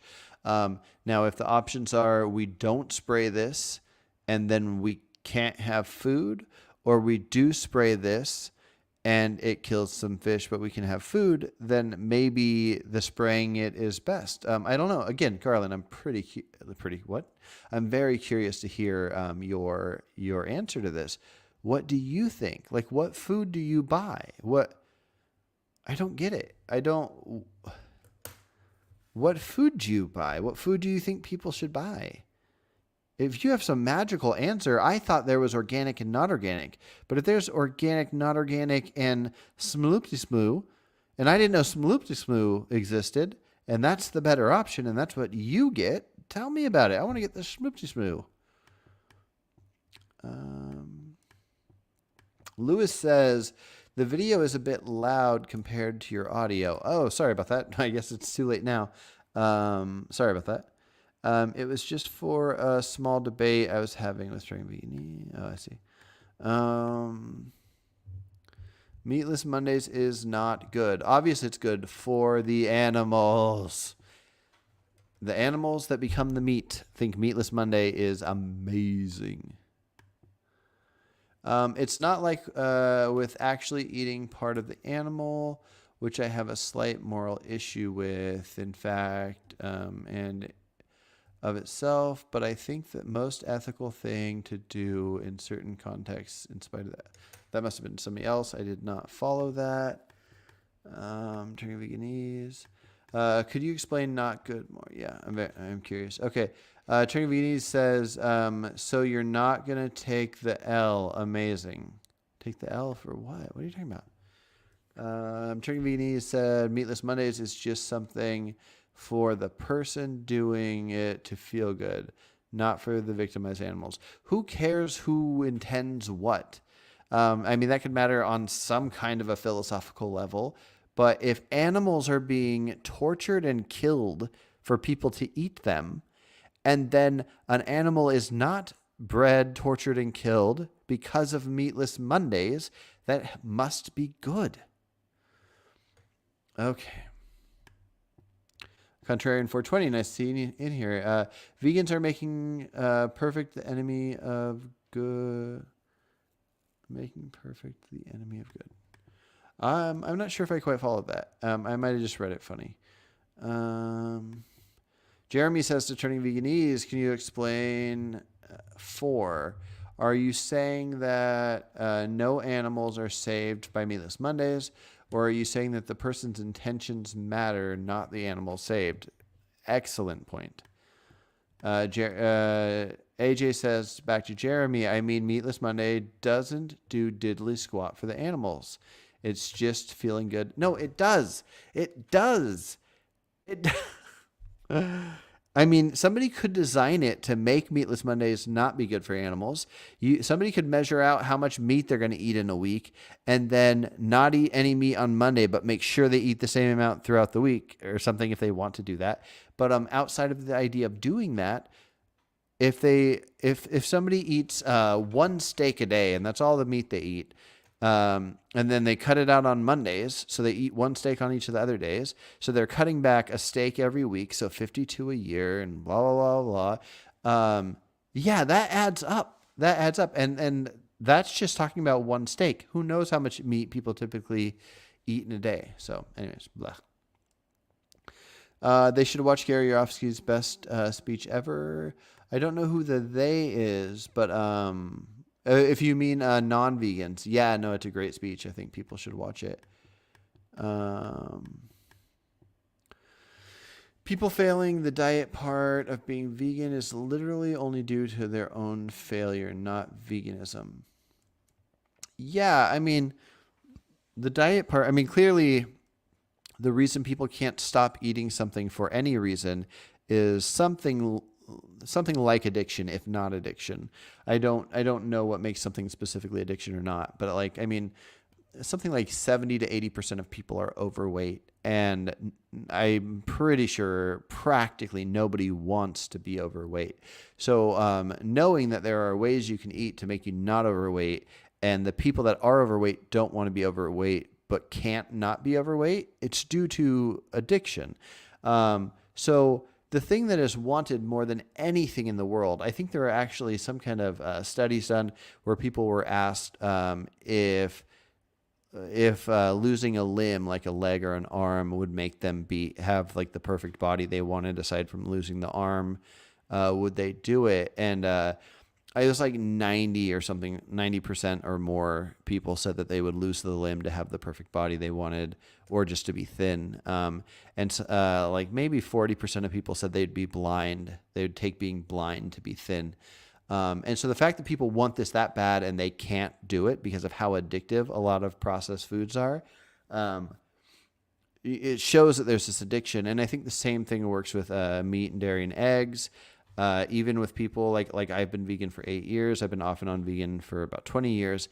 And most people I know that are vegan struggled with it really bad, and they fell off the wagon and they went back to eating cheese, and then they went back to vegan. And eventually you get in a place where you're just vegan, you're good to go.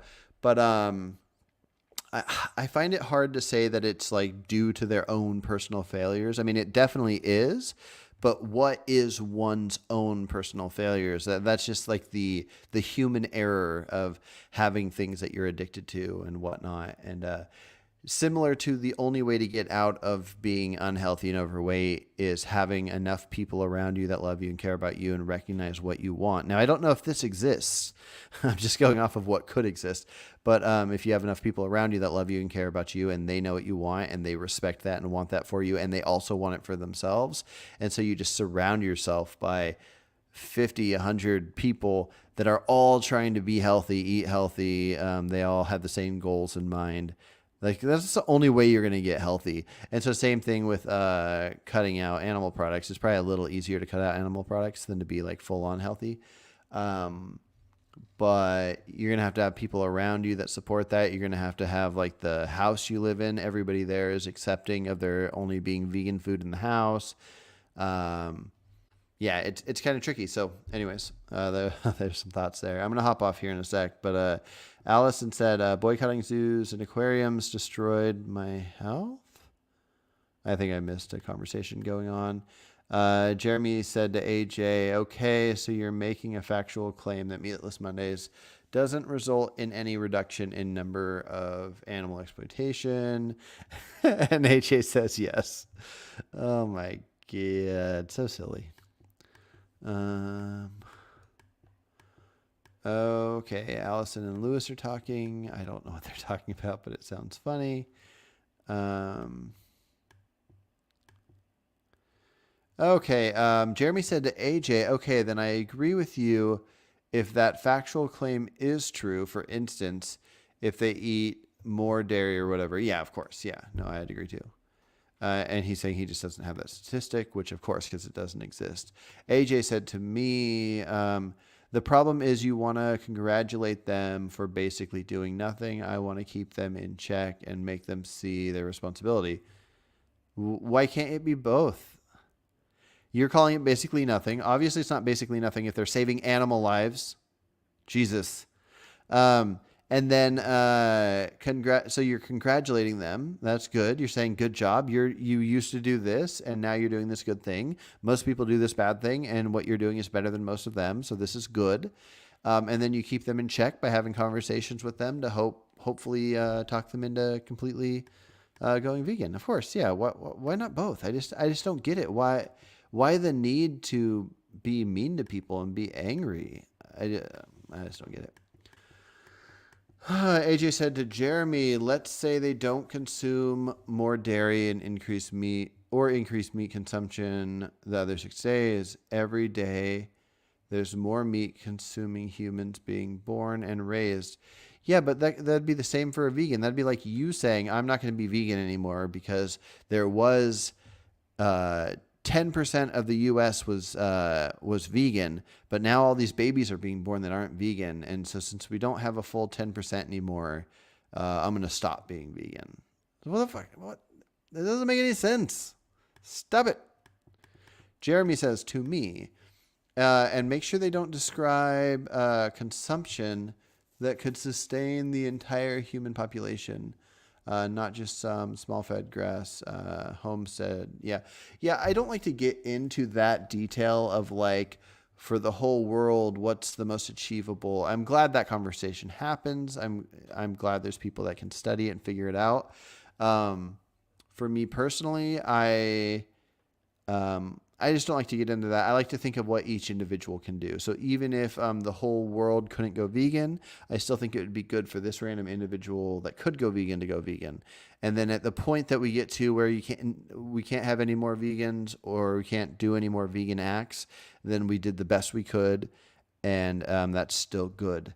So same thing with all kinds of different things that we might not be able to do overall for the rest of time, or you can't make everything perfect.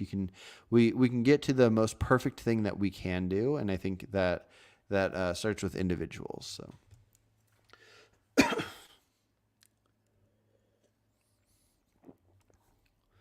So whatever reduction we make gets destroyed. But if you don't make the reduction and then the babies are born that are going to eat meat, then you just have more eaten. Every bit of reduction is good. Think about it. Just think about the math. Oh my gosh. Okay. Garland is back. Reasonable vegan. Stop eating meat and go vegan. This is in quotes, so this is me saying this. It causes less harm. Garland, no. Crop production causes more harm. Vegan.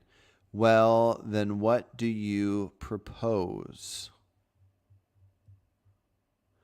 I think the point he's trying to make is that if crop deaths cause more harm than eating animals, that you would eat the animals. I don't know if this is in reaction to me asking what he proposes when he says that organic and non-organic food has pesticides that are bad for people. And I'm asking what he proposes for that. So if it's connected to that, I don't think he answered the question. There would have to be a best approach out there. It doesn't matter if it includes eating meat or eating produce that kills animals to get the produce. That if you care about harm and death to animals, then there would be a perfect answer out there that exists. Nobody will probably be able to figure out the perfect answer, but we can work towards figuring out a more perfect answer. And I don't know what the answer is, but it would be something, right? Like, I feel like I'm taking the crazy pills. Allison says Garland Farms is a clown. Angelo, reasonable vegan, do you know for a fact that meatless Mondays does in fact reduce overall consumption, or is it just a claim? You can't know for a fact.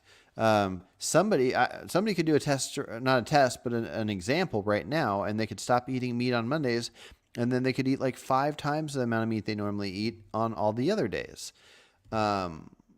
So no, you don't know it for a fact. But if you get somebody to cut back on meat on Mondays for whatever reason it's for, environmental, ethic, whatever, for their own health, there's probably a good chance that they're not going to try to double up intentionally.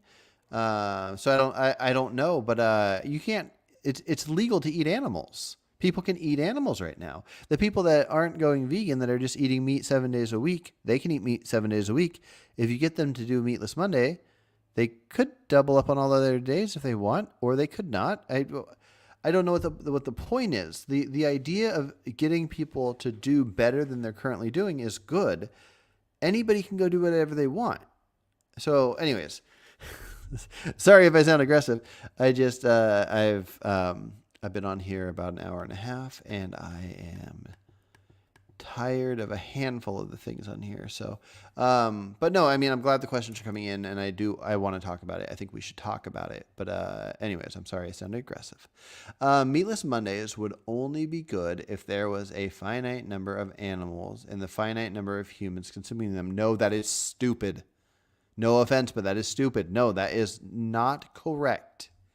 That's not how that works. That's not how numbers work. Again, sorry if I'm aggressive. It's only good if they end up going vegan. No, hopefully everybody will go vegan. That's the best. But no, good is good. There's no way around it. If somebody is going to eat meat for the rest of their lives and they cut out one burger that they could have had and they decide not to have that, but the rest of their lives they eat animals, cutting out that one burger is good. Any amount of cutting back is good. Now, is there a way to figure out if they truly cut out compared to what they would have done? Did they just double up on the burger the next day? I don't know. But what I'm saying is, if you look over somebody's life, if you can just magically time travel and remove one burger from somebody's life that didn't, and not just remove it and throw it away or whatever, you'd have to remove it and have it be back at the store and sold to somebody else. That one is good. It has to be good. It must be good. The math doesn't show that it could be anything but good.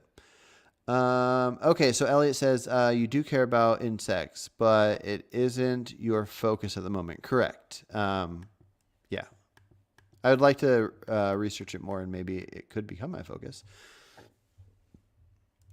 It's an unfortunate addiction peddled by Animal Ag.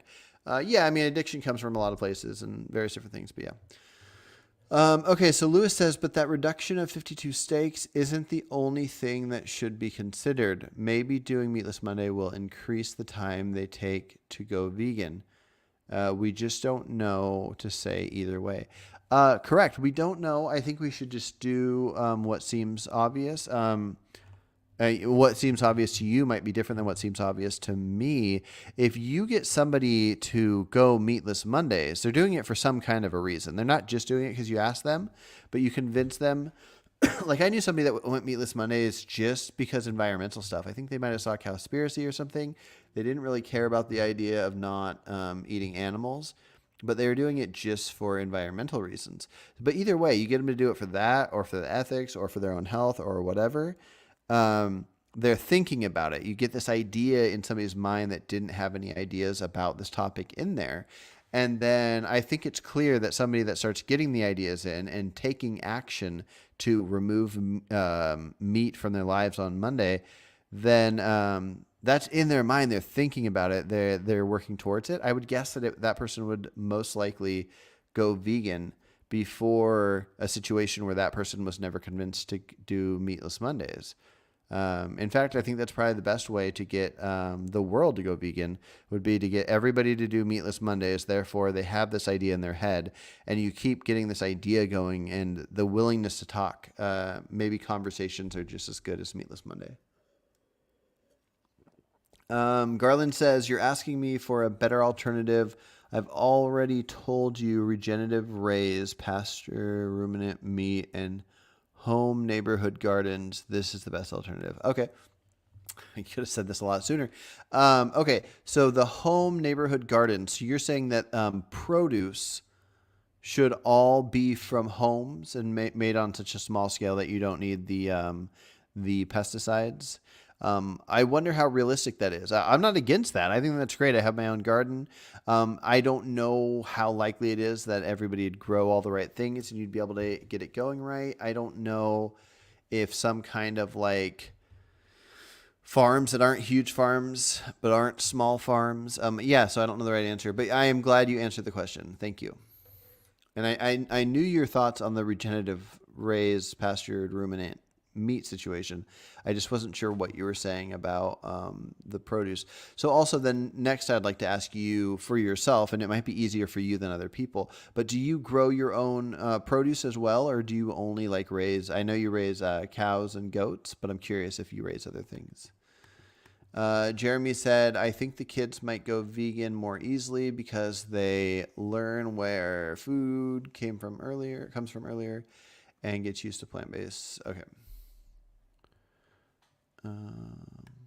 Because the Meatless Monday, so they're once a week, they're getting used to it. I think that might be what it was. Allison said, luckily I went vegan at 15 years old and I was never addicted. That's awesome.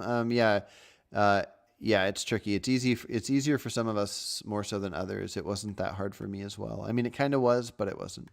Totally. This addiction is supported by literally everyone around you. Yeah, it's a bummer. The animal products addiction is pretty crazy. And then also just the processed food addiction is crazy. I wish people would change up what they do. Okay. Let's see. I'm going to scroll. Ruminant farmers are being paid. Okay. Elliot says, sorry I made you repeat yourself since I joined the stream late. I skipped back to the start and read the chat. No worries, man. In order to catch up. Okay, I'm going to scroll through and look for @ReasonableVegan. Okay. Thanks for all the questions, by the way. I think this is great to talk about and to hear different ideas. I'm constantly changing my ideas every time I hear different ones. Oh, I'm all caught up. So sorry if I was too aggressive anywhere within here. Sometimes the math of Meatless Mondays and reducing, it shocks me when I hear certain takes from that. But anyways, these conversations are great. I have conversations all the time, and I'm working on my own personal definition for veganism and what I think would be an ideal definition. I don't necessarily think it needs to change or anything. Actually, more so, I think people just don't grasp certain words and their meanings from the current vegan society definition. But anyways, I'm going to put mine out for what I think is an ideal definition. But even yesterday I had a chat with a buddy about it, and I ended up changing a handful of things in it. And then today I changed a bunch of things in it. And I think we just constantly are learning and having conversations and figuring stuff out. And I think it's a great way to be. Yeah. Let's see. Hey, Lewis, I'm curious if I put a link to this StreamYard, in the comments here, would you open it up and join me on here to chat for a sec?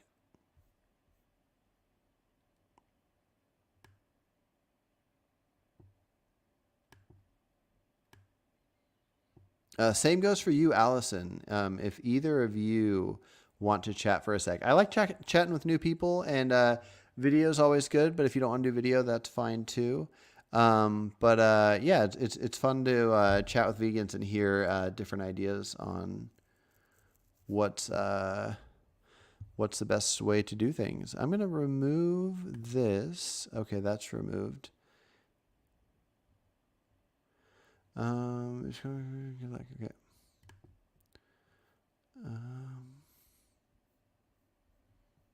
Okay.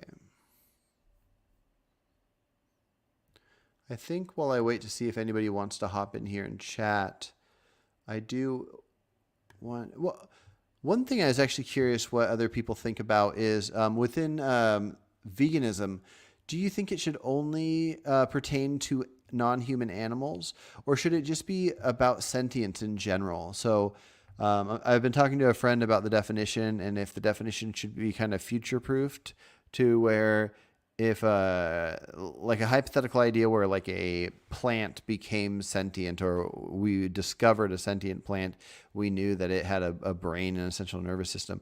Now, I don't know if it would still be classified as a plant if that were the case, but let's say it were. Would we want the definition to refer to sentience without mattering if it's classified as animal? Same thing with like AI. You could create some AI and make it sentient, and therefore it can suffer, it can feel pain, it can think. I don't know much about AI, and it's kind of a wonky thing to imagine in the future, but like we'd want to extend moral consideration to it, I would think. But would we not want to classify it as vegan? Same with like an alien species. There could be some species from another planet that could, or not species, but well, yeah, I don't know, probably a species, and they could come to our planet, and let's say that they could breathe here, but they're not human. But I don't know if we'd classify them as animal. But if they were sentient, would we want to extend moral consideration to them the same way? Would they fit under that? And all of this came about because it was a conversation about if humans should be factored in. And so my buddy thinks that humans should be factored in only strictly referring to how the sentience affects them. So a human having like the afforded right to health care, or the right to like buy and sell drugs or something wouldn't be factored in because that has nothing to do with sentience. But if a sentient, like if we were talking about abortion or something, and there was sentience during the third trimester, and we were saying that we should be against abortion because it's sentient, like would that factor into veganism? And same thing with something like circumcision. We could say that we shouldn't be like harming these children if they want to do an act like circumcision when they're older and can choose for themselves. They can. Would we want to factor that in? I'm leaning towards no, but I think it's interesting and worth thinking about. Kind of like currently, you have lives earlier. Yeah, Lewis and Allison, yeah, we'll definitely do it another time. And yeah, I mostly do the live streams on the weekend. Today I just happened to have a free day. Yeah, so weekends I do live streams at like 8 in the morning. Oftentimes I have another guest on, but then when the guest is off, I'll answer questions in the chat, and then if anybody wants to hop on, they can hop on. So when I did my Vegan Gains debate the other night, I debated with him for like an hour, and then I did like a 30-minute reacting to comments, and then somebody in the comments who I didn't know wanted to come chat. Like they wanted to convince me of something I was talking to Vegan Gains about involving culling predators, and so I sent him a link, and he came on, and it was great. Allison, yes, PST. Let's see. So yeah, anyways, you guys can come on and we can talk about anything. I always have like a list of various things I like to talk to people about. And yeah, especially now that I'm going to be putting out what I think is a good definition for veganism, I want to hear like counters to it. And that's going to be out sometime within like a week or so, probably by the 1st. Jeremy said, I don't care about the definition of magic words, but moral rightness and about sentience rather than the biological kingdom, of course. Yeah. Okay. So are you saying that Jeremy? Are you saying you factor humans when there's issues pertaining to sentience? You factor that into veganism? Turning Veganese said AI can't be sentient because it would no longer be artificial. I don't know much about AI. From my understanding is AI can be made to be sentient. Does that make it become not artificial anymore? I don't know. I definitely wouldn't want to debate that because I have no idea. I get my B12 from the gym equipment too. They got lots of secretions. Wow. Oh, hey, AJ, you maybe not. Okay, let me know if you want to. I could be up for doing a short, like maybe a 30-minute one now, or we can just do it at a different time. But I know we talked about debating crop deaths and the reduction thing. So if you want, I can send you a link and have you hop on now. But it might be better to set it up for a different time. So yeah. Anyways. Allison said, I would say non-human animal since most, if not all, animals are sentient, right? Yeah. No, I think I agree because I think we have different movements, we have different different things throughout our lives, and I think there's human rights focuses that we can have, and then separately, I think it's good to have a name for non-human animals for the movement. And yes, almost everything classified as animal is sentient. There's bivalves that are not, so that's like oysters, clams, and so on.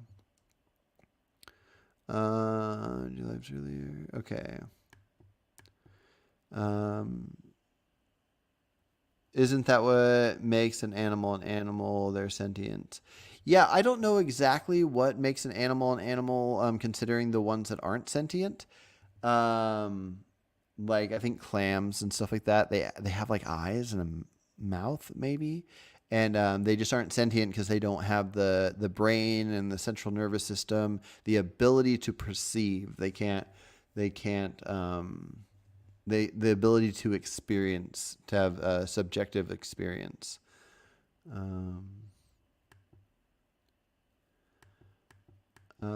Elliot says, yeah, I agree. We should think about what's the best thing to do for each individual. Let's see. PST, KK, reasonable vegan. Debate him again so you can give him my shout out. Will do. What kind of psychopath wakes up before 8 a.m.? I actually wake up around 7 a.m. myself. Yeah. Oh yeah, you were talking about me. I thought you were talking about somebody else. Yeah, no, I like to get up around 7. Most people think harming sentient individuals is wrong. There's a lot of cognitive dissonance when applying that to non-human animals. That's why we have the word veganism. One day we won't need it. Totally agree. Yeah, no, that's the route I go. I think it should be a non-human movement. Let's see, absolutely. But there's a lot to it. Tim, if you ever have any interest in hopping on live stream, let me know. We can do a chat sometime.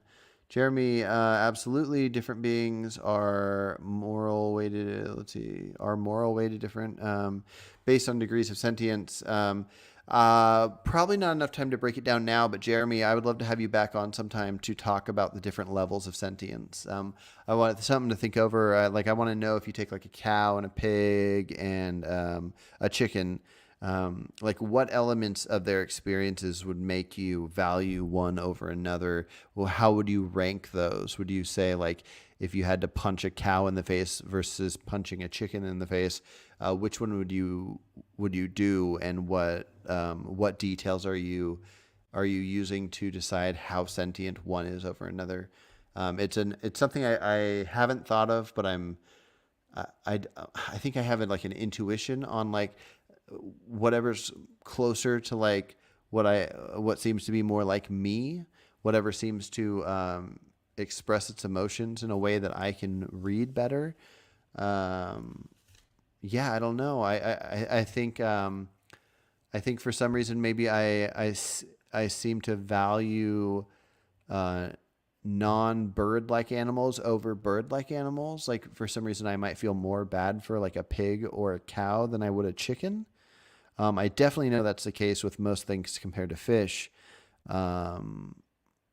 So yeah. Anyways, I want to break it down. I want to read the studies. I want to see what the best reasons are for this.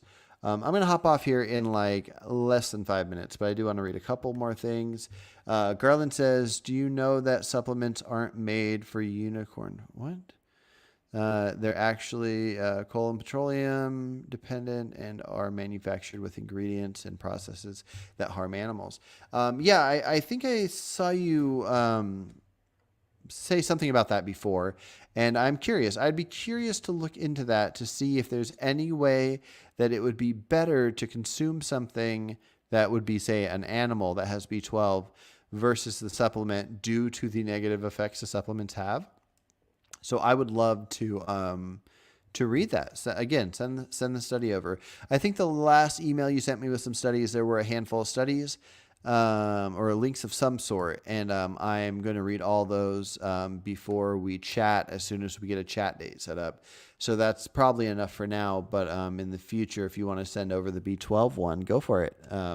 I'll read whatever, and I'm obviously going to, I'm gonna like do things that I think are the best things to do, and I'm gonna share those ideas. Like I don't want to hurt things, and so if you show me something that shows that creating B12 supplements hurts things, I'm gonna add that into the bank of knowledge, and I'm gonna share that with others, and then hear responses, see all the counters, and then that's what makes things change and people do better and create better things. So. Okay, Turning Veganese says bivalves are protected under my definition. Allison says, yeah, oysters have blood, eyes, an anus. Oh wow, that's a lot of wild things. Swimming away from predators. Yeah, it's kind of interesting that if they have the ability to swim away from predators, but they don't have the brain. I don't know much about them. I don't think I've ever eaten an oyster in my life. Garland Farms, I thought unicorn farms. Okay. Skip. Elliot, reasonable vegan. I imagine that many individuals would only think it's possible and practicable for them to get the things they consume by buying them. I imagine many individuals would only think. Yeah, for sure. If you're referring to Garland talking about growing your own food, it's complicated. Not everyone has it easy. A lot of people have to work full time or 2 jobs, and you got to do what you got to do. We got to survive, right? If you transfer the all factory farm Claire's to grass-fed, you will need at least 7 earths. Yeah, that's not a topic I really get into, whether it's on the vegan side or not the vegan side. I'm glad that conversation exists in the world, but I'm more interested in talking about the ethics and the individual's actions they can take. I'll absolutely be back on with you. I'm more thinking chickens versus ants than cows versus chickens. But yeah, let's do both. I would love to hear your thoughts. I'd love to research it as well and find out like what sentient value an ant has, compare chickens to ants. But then also, I think it's worth figuring out why like the suffering a chicken would go through in a certain period of time versus suffering a cow goes through, like to that individual, is it the same amount of suffering? Like how we detect that kind of thing. Tim says, thanks. Maybe we'll chat another time. Yeah, sounds good. If you ever want, on my YouTube channel in the about section is my email. Shoot me an email. We can talk about like topics to bring up. We can set up a talk whenever. Elliot, we should also set up a talk. If the, let's see, preparation of grass-fed animals and for human consumption is more ethical through somebody's ethical framework that the preparation of the plant-based foods. I'm not sure if that was a question. If you're asking if I think if there's less harm in eating grass-fed animals than eating the produce that harms animals, would it be better to eat the grass-fed? And I would say, yeah, whatever causes the least harm, yeah. Tim's, oh, I see. It was a two-part, got split up. Would result in some nutrition that those individuals should buy the dead grass-fed animals till the point that every part of the earth can be used for grass-fed. Yeah, I don't have many thoughts on that at this point. Just on like what some people have figured out of like how much land we have to do this, that, or the other, overpopulation, that kind of stuff. In my mind, it's more about looking at the what we can do individually. I mean, there's obviously more to it because like accepting the idea of growing food with like something like pesticides, even with like insects dying, I have to factor in like, okay, this seems reasonable to do because we have so many humans, and it seems to be the best way to feed people, and it seems to be more ethical and better to do than eating animals or something like that. But usually when I look at things, I think of it on an individual scale of are you focusing on your own health? And then after focusing on your own health, are you causing any harm to things that can feel harm just for your own taste buds? And then I think there's an issue there. Okay. Garland said, you don't need a study to look up the manufacturing process of synthetic B12. Also, cyanocobalamin is not human bioactive, and the conversion rate is abysmal. I mean, I've seen the studies that specifically look at cyanocobalamin, and people that have low levels of B12 take cyanocobalamin, and then they're tested after a couple months, and then their B12 is higher. So I don't know what you're saying. I could be wrong. Maybe I read the studies wrong. Maybe the studies were wrong. I don't know, but you're going to have to fill me in. Or the plant-based foods that they're buying becomes more ethically prepared than the grass-fed. Let's see. I know it's off. This is Nikki Dorr. I know it's off topic. When do you plan to have the abortion debate, and what side are you on? Yeah, so I don't usually like to talk about abortion stuff on this channel, but I'll go ahead and do it a little bit. So if you go to my channel where you can see videos, shorts, community section, up there it says channels. And if you click on channels, you'll see two other channels. So one of them says Rethink Moral Philosophy, and that's a new channel that me and a buddy are doing that will involve stuff like abortion and whatnot.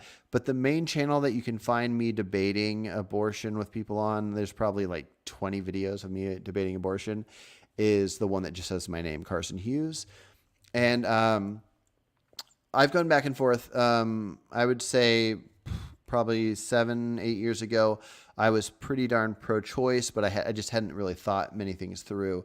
At this point, I feel like I lean pretty pro-life, but it's complicated. There's various different factors. When looking at a moral take on it, it comes down to the sentience, which I believe current studies find that sentience is around like 9-10 weeks in. And to be on the safe side, you go for about like 8 weeks for when sentience hits. I am far from convinced that viability matters in any way. The sentience level means something to me morally. And then as far as a society, wanting a society to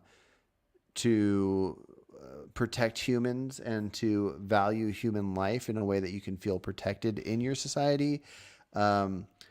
I like the idea of leaning towards conception for that, but when it comes down to it, like in a sense, I really don't care. Like if something that has not reached sentience, like dies off, the knowledge that something that was conceived and then is miscarried before sentience, aside from like how that could affect the people that are having it, like I don't view this, like I'm not religious in any way. I don't view this as a thing that matters.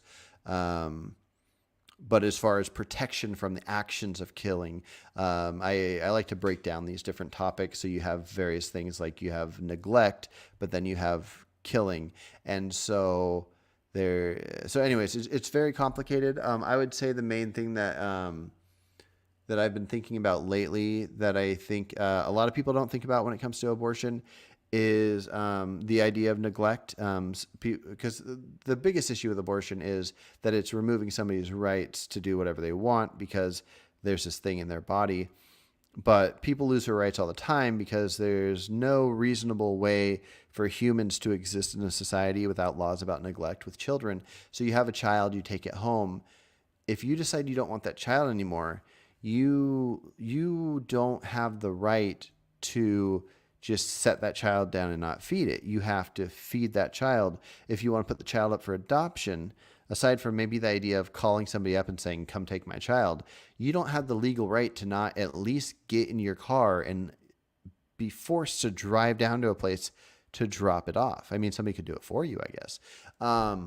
But so when it comes down to like legal rights and bodily autonomy and all this kind of stuff, it's just not so cut and dry. You have the bodily autonomy to like, this is my hand, I can do whatever I want with it. But if I'm punching an area and somebody else's face is there, I don't have the right to have my fist go wherever this face is. So anyways, there's a lot to it. It's very complicated.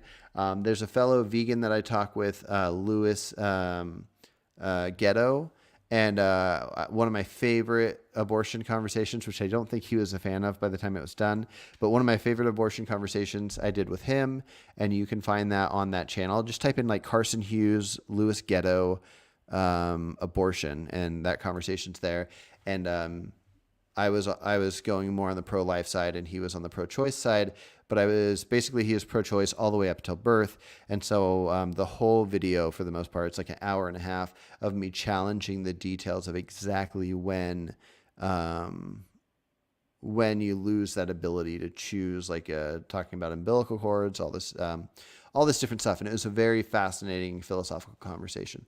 So I'm going to leave that there. But yeah, Nikki, I would love to hear your thoughts on it. And I have decided that even though on this vegan channel, I don't want to talk about anything other than veganism for the most part, I'm going to have the live streams.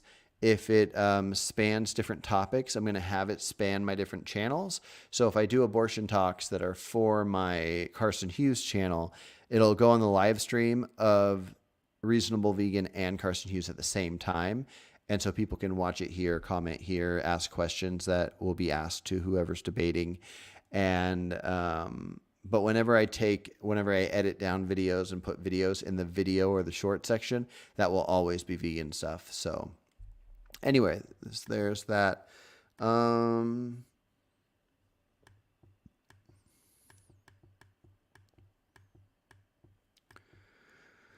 Let's see. Oh.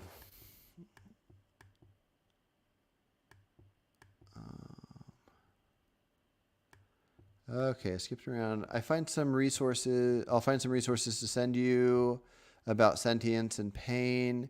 This is something I'm looking into as well. Yeah, cool. Definitely send it over.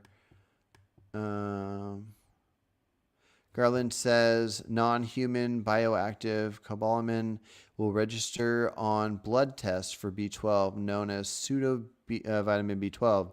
These compounds are dangerous because they will fit in B12 receptor sites. Yeah, I don't know much about that. I don't fully understand. So you're saying that it'll show up on a test that you have B12 levels, but your B12 isn't actually up? That's interesting. I'd be curious to read about that. And then I'd also be curious to read the counters about that.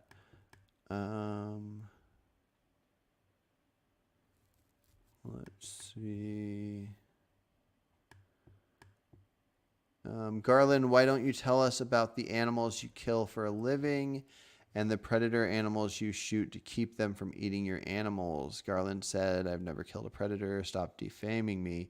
I think what AJ might be referring to is Garland might have some videos where it shows what Garland's referring to as crop deaths, where it'll show like hunters that hunt the animals that are going to get the crops, and that counts as crop deaths. And maybe AJ thought that was Garland doing that and not realizing that was just one of his videos. So that's worth knowing. It's good to have all the accurate information. Allison said, I would say that if bivalves aren't sentient, the environmental destruction of farming them is reason enough to not support it. Yeah, that might be true. Yeah. I don't know enough about it, so I'm gonna hold back. That one's not to me. Thank you for the info. Yeah, definitely. And I'd love to chat with you sometime. If you want to chat on stream, that's great. And if you prefer just email or something, I'd love to hear your thoughts on all these topics. Lewis has. Gotcha. Elliot says duckweed is also a source of B12. Interesting. I don't know duckweed. I'll have to look into that. So perhaps consuming that would be more ethical source of B12 than a supplement. And then Angelo is on here. Talking to Lewis though. Okay, turning vegan is no. I'm referring to an animal farmer killing predators who want to eat their livestock. Okay, I didn't know he had that. He's claiming he doesn't, so I don't know if that's true or not. So I'm not claiming that you're wrong. I just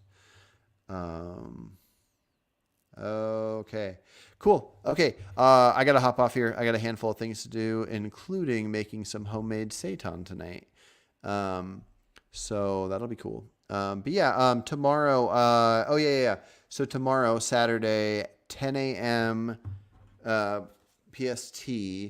I'm doing a live stream where I'm going to be watching part of Dominion with a non-vegan, and we're going to be discussing it.